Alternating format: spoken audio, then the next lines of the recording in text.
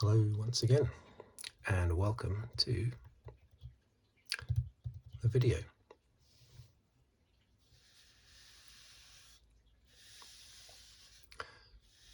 It's been, how long has it been? 2 or 3 weeks since my last review video of the 2022 Formula One season, looking at each race as it passes. As usual, not an in-depth analysis.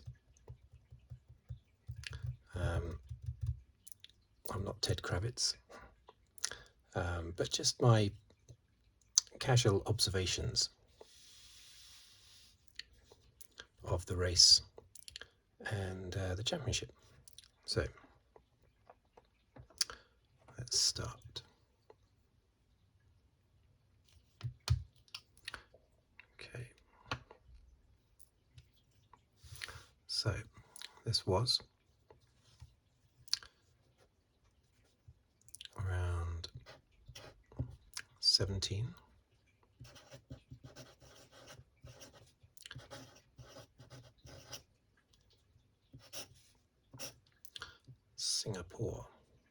Singapore Grand Prix.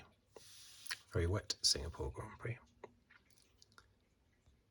So as usual, I will list not just the point scorers this time, but all the finishes. Basically, I will write down as was suggested by someone. And top 10 in the championship, drivers' championship, and the order of the constructors' championship.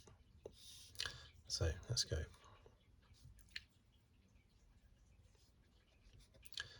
Okay.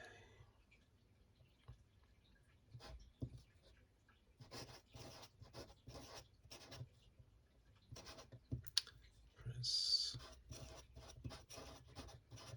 Leclerc, Sainz,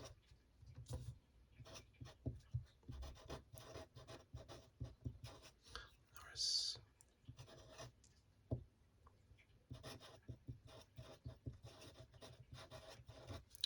Ricardo, Stroll, and Verstappen.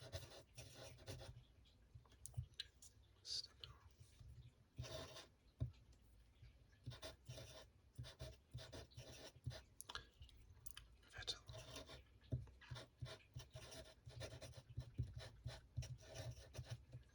Hamilton,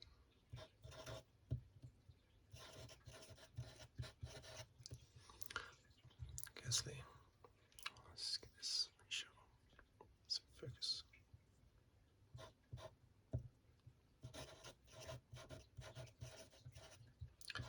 Just make this.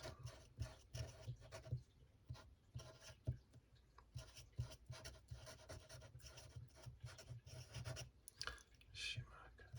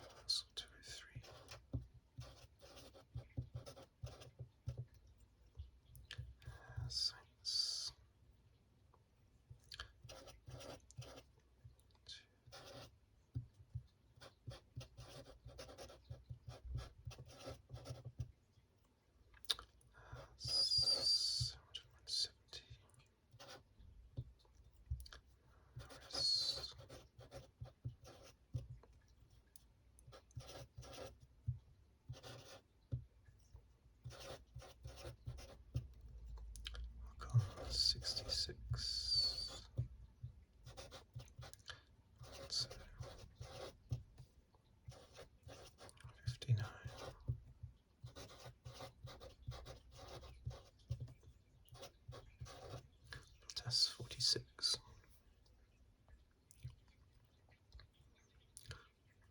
Okay.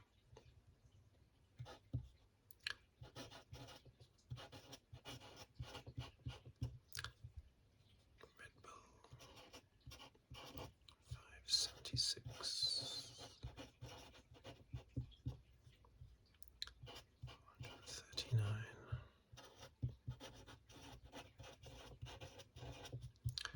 Mercedes.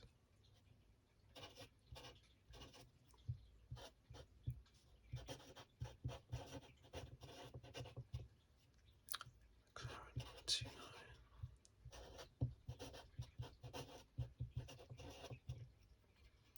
Alpine 125.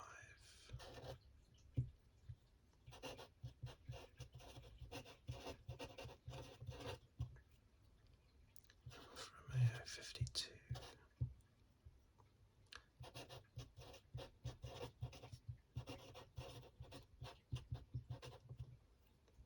Aston Martin 37.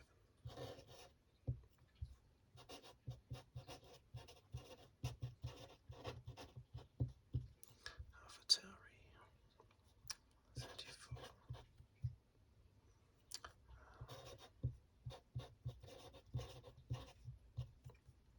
S 34.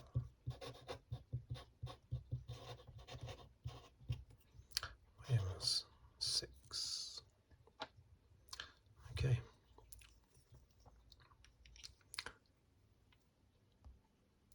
Okay.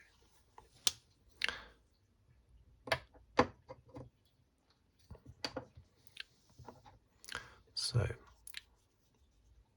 there we have it. What do we think? Well, we'll start at the top, shall we? Perez. Everyone is saying, and I can see why, that it's his best race ever.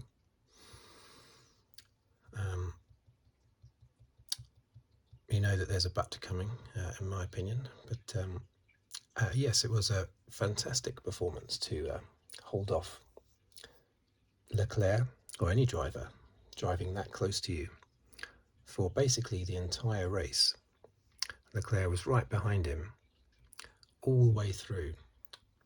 The maximum length that you can have for a Grand Prix, 2-hour Grand Prix, all the way from start to finish, at what many of the drivers believe or know to be the toughest race, physically and mentally. So from a physical and mental point of view, I would say yes, it's definitely his best race. Fantastic. However, from a prestige point of view, I would still say 2020 Sakir Grand Prix was his best. Yes, he only won that because of the Mercedes messing up in the pits, but he would have still come third.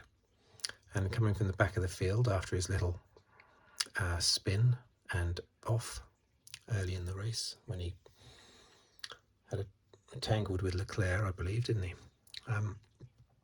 He would have come back and finished third. Ended up being the win because of Mercedes' errors. I think from a prestige point of view, making him look particularly good, I think that one is his number one. The problem with this race is that he is basically a number 2 driver who is there to pick up the pieces when his teammate is not in a position to challenge for the win. Perez, unfortunately, did not hold off Max Verstappen for the entire race. He held off someone else. So if I was a Perez fan, I would be happy with the win, but I would also be thinking, has he just won simply because Verstappen was not in the picture? I mean, his first race win in a Red Bull at Azerbaijan last year was the same. Well, the race didn't run the same, of course, but Perez picked up the win because Verstappen retired. This year in Monaco, I can't remember what happened to Verstappen. Was he caught up in traffic further down the grid? It may be that Perez had a much better qualifying, maybe legitimately, I can't quite remember now. But it shouldn't be taken away from Perez that he has won on probably the two most difficult circuits to race on, Monaco and Singapore, physically and mentally.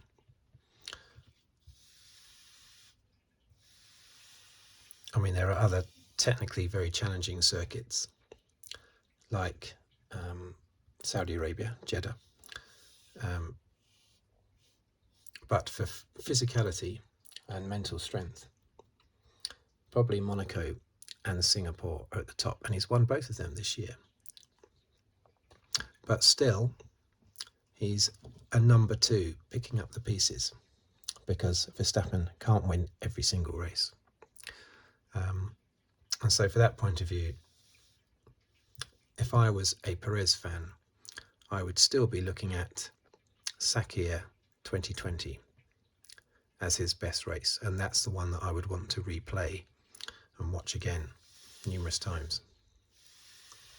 That's the race that made Perez look even better. He's already a good driver, but that made him look particularly good. Here,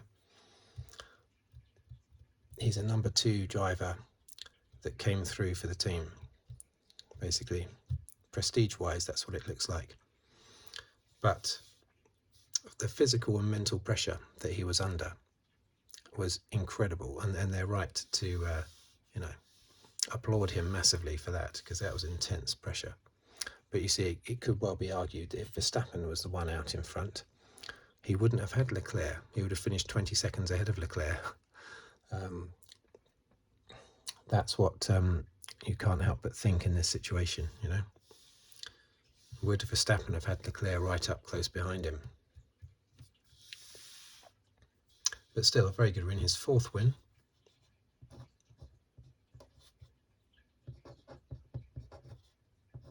To go along with Sakir in 2020, and then Azerbaijan last year, and then Monaco and Singapore. Azerbaijan is a difficult circuit as well, so 3 of his 4 wins have come on very difficult circuits.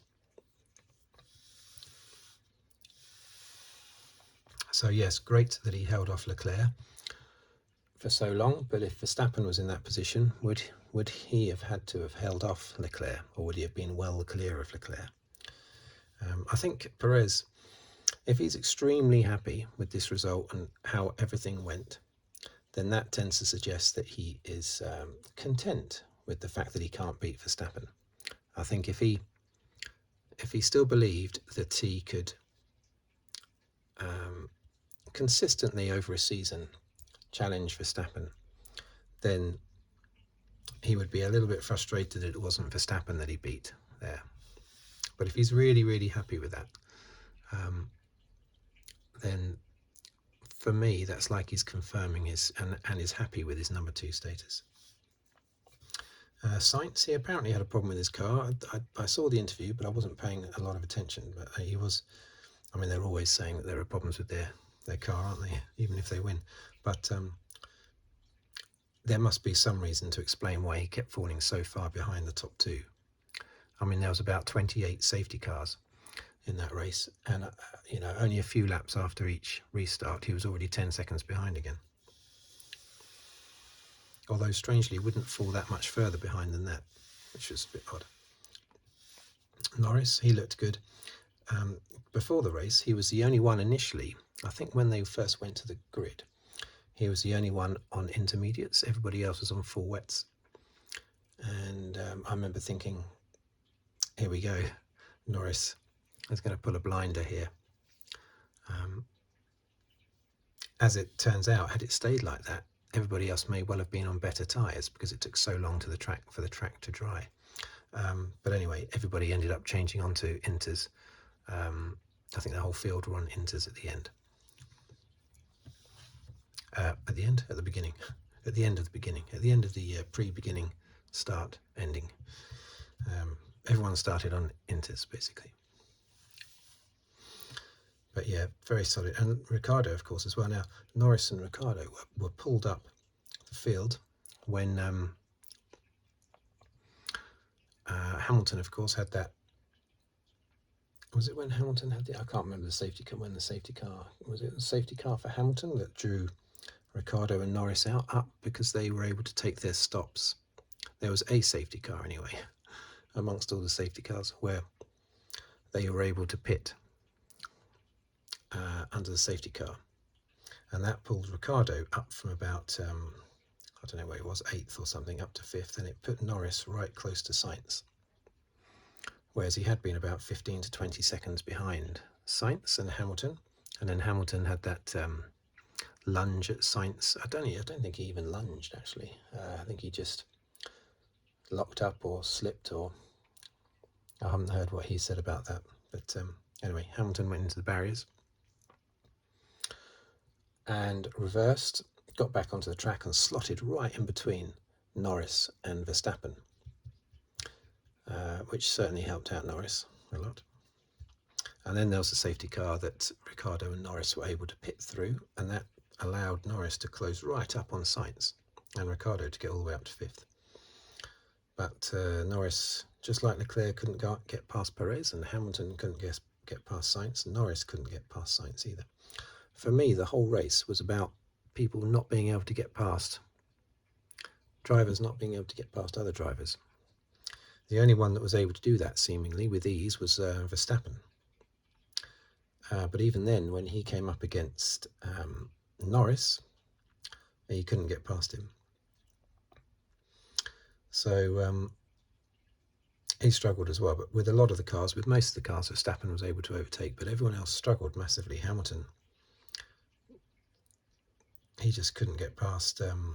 Who is it? Who couldn't get past when he was further down? Who is he trying to get past? Well, I suppose it was Vettel, yeah, because Verstappen was behind Hamilton and Vettel and managed to overtake them both towards the end. But anyway, it was a bit of not a tremendously exciting race. I mean, I love all races, and I love them when they're 2 hours long because you get more Grand Prix. So I love that. But for a neutral, for a casual F1 fan, it wouldn't have been very exciting because there wasn't much overtaking going on, apart from Verstappen cutting through the lower end of the grid. Stroll, yeah, good performance by Stroll and Vettel. I didn't really notice much to do with them throughout the race, but good solid drives by them. Stroll, that's probably his highest finish all year. I'm not 100% certain, but I suspect that's his highest. That's Ricciardo's highest position. Hamilton, yeah, well, we know what happened to him, unfortunately. Doesn't really matter now, though. It'd be nice if he can get a win before the end of the year, but that's all we're looking at. We're just looking for one win so that he can continue that record of winning races in every single year, which he's the only driver to have ever done that. But he's only got, how many races left? 5 races, I think. Gasly, look at that. Gasly's back in the points. That's incredible. Look at that. Actually, wasn't he in the points in one of the last couple of races, or since the summer break? I think he's been back in the points once. But anyway, just like Bottas, he's been pretty invisible. But Bottas, 11th place, nearly in the points. He's now gone 8 races. I think 8 races without being in the points. It's awful, isn't it? Magnussen and Schumacher, well, they've slipped right back. Haas, having had a really good start to the year, which they've done in the past. This year was not the first year that they've had a really good start and then faded throughout the season. And Russell got the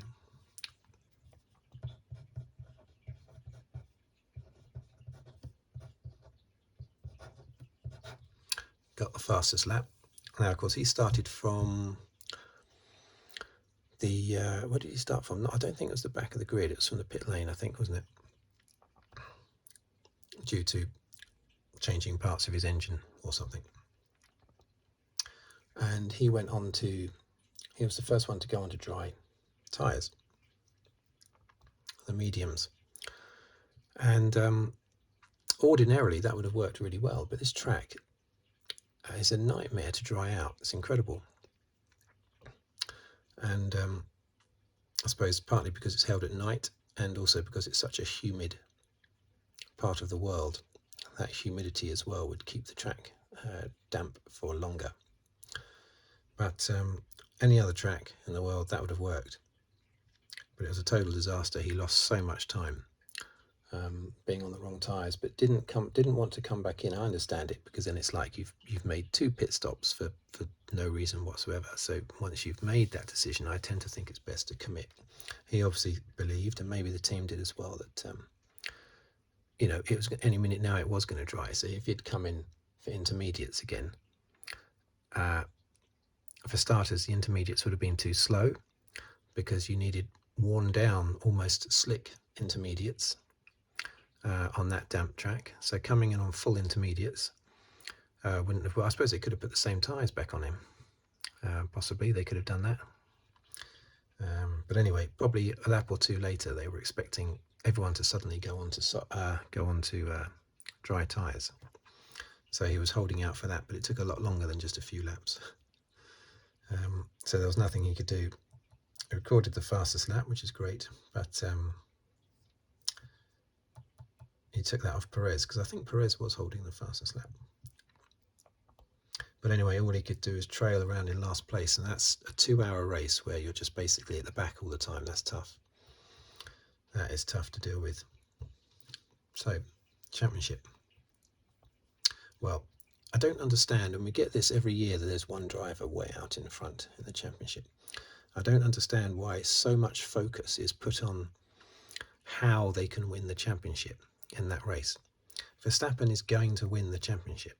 It doesn't matter whether it happens in Singapore or Japan or USA, wherever. He's going to win the championship.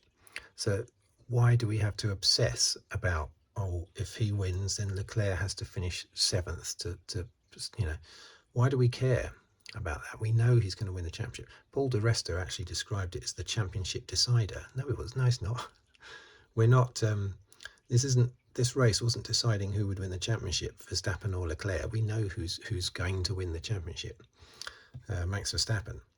I suspect even if Max Verstappen broke his legs in Japan and didn't score any points for the rest of the season, I suspect he would still win the championship. So let's stop this incredible fixation with how many points are needed to win. It doesn't matter. It doesn't matter. And people talk as if, the headlines are, Verstappen has been denied the world championship in this race. And so you go, what are you talking about? He's got 5 races left. If he doesn't score any more points, he'll probably still win the championship. Chill out. Yeah, chill out. But this happens every time you've got one driver way out in front. Yeah, if you've got 2 drivers close together in the title hunt, 2 or more drivers close together with 1 or 2 races to go, then yes, you do talk about how someone can win the championship, and because you don't know which way the championship's going to go. But we do know where the championship's going to go. Verstappen is going to be the champion. Okay, he is going to be the world champion. Doesn't matter the fact that it didn't happen at Singapore. So I just don't understand that obsession. The commentators constantly working it out and going through all the parameters of what certain drivers have to do to stop Verstappen winning it here. So what? He doesn't care. Verstappen doesn't care. He would have cared that he didn't win this race, because every driver wants to do as well as they can in every single race. But he's not sweating about the championship now. I can assure you he's not sweating about that. With a lead of 104 points. Yeah, he's not worried about that at all. Basically, Leclerc could win the next 4 races. And even if he got all 4 wins in the next 4 races and all 4 fastest laps, so maximum points for the next 4 races, and Verstappen didn't score any points at all, then they would simply go into the last race level on points, like Hamilton and Verstappen last year. So, And that's not going to happen. Leclerc is not going to win 4 races on the trot with fastest laps with Verstappen not scoring any points. So you won't hear me talk at all in these races at the end of the season about what Verstappen has to do to win the championship, because he's all but won it already. Perez, will Perez get second place? Well, so what did I say the other day? I think I couldn't decide actually between Leclerc and Perez which one I thought was going to finish second, because you can't predict that. There'll be some races where Leclerc is better. Leclerc I think was faster here. He just couldn't get past Perez, but he was definitely faster. That's another reason why I don't see it as Perez's greatest win. For physicality, and as I say, physicality and mental strength, yes, but for speed, definitely not his fastest race. Because if he was super quick in this race, he wouldn't have had Leclerc right on his rear end for the whole 2 hours. Russell and Sainz. I don't think Russell or Sainz will catch Leclerc and Perez now. So they will fight. They're definitely second and third. Russell and Sainz are definitely third and fourth. And Hamilton's definitely sixth on his own. Norris is definitely seventh on his own. Ocon, it'd be great for Ocon if he can hold off Alonso. Alonso had a bad start to the championship. Loads of races went by without him scoring any points at all. He's been catching Ocon ever since. But of course, neither of them scored in this last race, and Bottas still grimly holding on to 10th place despite having not scored for 8 races. And in the Constructors' Championship, I don't think Mercedes, once again, Red Bull are obviously going to win the championship. Ferrari are going to be second, I think. I can't see Mercedes closing that gap now. What's it, 66 points, is it? They're not going to do that. This race, where Mercedes only scored 2 points, and Ferrari scored a bucket load. How many did they score? 18, 28, 33 points. So yeah, that's put second place out of reach for Mercedes. But I don't think Mercedes care really. They'll get a bit more money for finishing second, but they don't really need that money.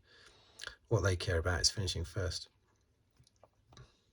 which Red Bull will already have done, just as Verstappen has already done.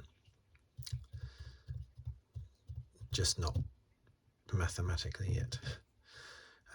McLaren getting back past Alpine, that's a great ding-dong battle that is. Who knows? You just don't know who's going to come good in the next race. McLaren were definitely faster here. Yes, Alpine had retirements, but Alonso was close to Norris in the early stages of the race, but I still think McLaren had the edge in this race.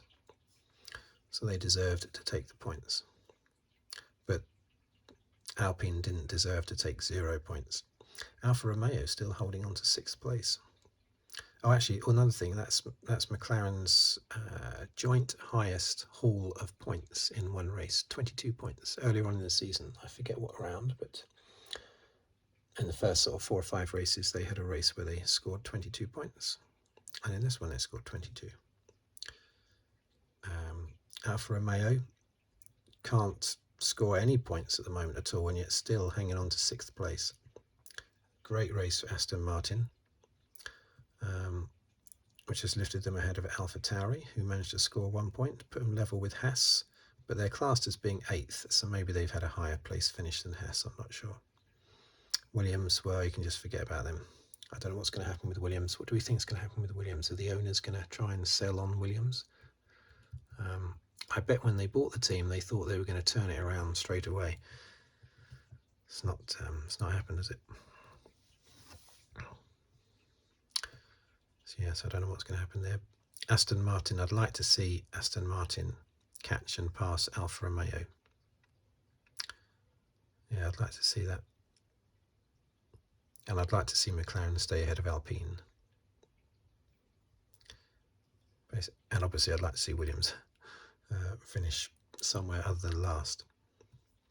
So there you go, the Singapore Grand Prix. A wet race, although it wasn't a wet race, was it?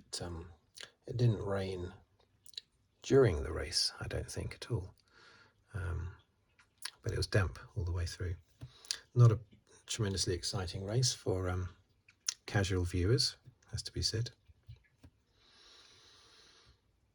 So if I can sum up, I wish everyone would stop talking about what Verstappen needs to do to win the championship, because he's already done it in the previous 16 rounds prior to this one. He's already done what he needs to do to win the championship. And Perez, a great performance, mental strength and physicality, but for sheer speed and prestige, for me, it doesn't come close to Sakir 2020. It doesn't come close. Because at the end of the day, he had another driver, Leclerc, right behind him. Great that he held him up, but why was he going so slow that he had another car behind him the whole race? You know, Verstappen wouldn't have had Leclerc behind him the whole race. Anyway, so there you go. That's my little rundown. Thank you for watching. Thank you for listening. If you disagree or agree, then please comment. And disagree with anything I've said, basically, or agree with anything I've said. If you'd like to subscribe, please do so. And I'll see you on the next video. I haven't decided what that'll be yet. Audio recorded, but I do change the order of videos I record quite a lot. Okay, thank you very much.